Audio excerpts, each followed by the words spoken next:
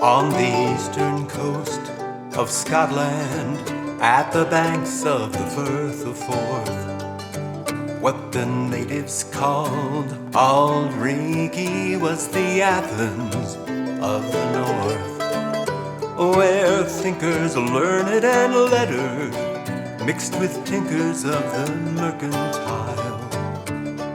Up the crag and down the tail, along the Royal Mile, there among the schools of scholars were the surgeons of high degree, and they performed dissections as they taught anatomy, with a steady stream of cadavers.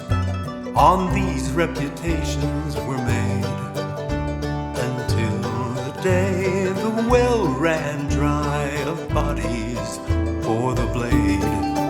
But the shortage bred a business for the new resurrection men, who dug for gold in graveyards at night like fox to hen. They took their losses in summer, when a body might quickly decay, but they earned it back in wintertime, when cold kept the worms away. And of all the undertakers who longed to belong at the fair, the most gifted were to Williams by the names of Burke and Hare. For they were not common brave robbers, just two Irishmen, drifters and friends, who saw a chance to stake a claim and reap sweet dividends. And it was all in the name of science, it was all for the fame or the gold, in the freest of free markets, where even a corpse could be sold. So let's raise a glass to the prophet, whose reason is rhyme for the greed. By the law of demand, these invisible hands will supply anything you might need.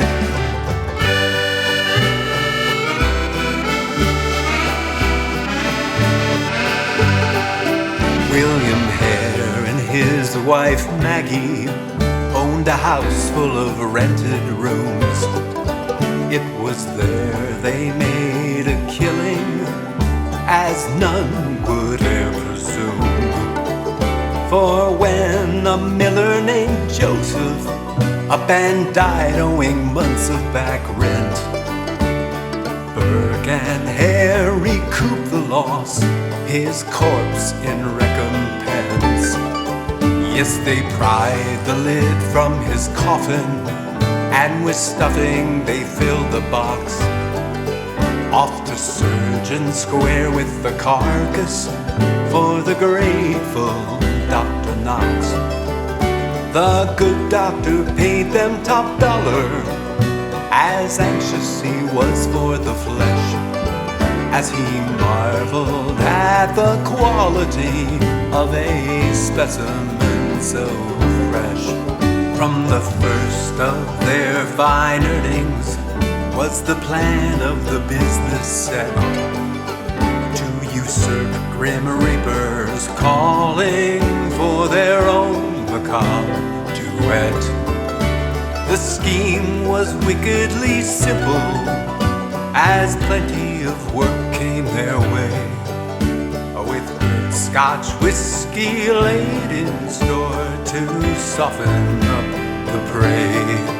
When at last the drunk were sleeping, brawny Burke sat upon the chest, while Hare with pad or pillow swiftly finished off the rest. With practice in the new method and money exchanged more than once, the pair killed 16 lodgers there at 1 or 2 each month. And it was all in the name of science, It was all for the fame or the gold. In the freest of free markets, where even a corpse could be sold. So let's raise a glass to the prophet, whose reason is rhyme for the greed. By the law demand, these invisible hands will supply anything you might need.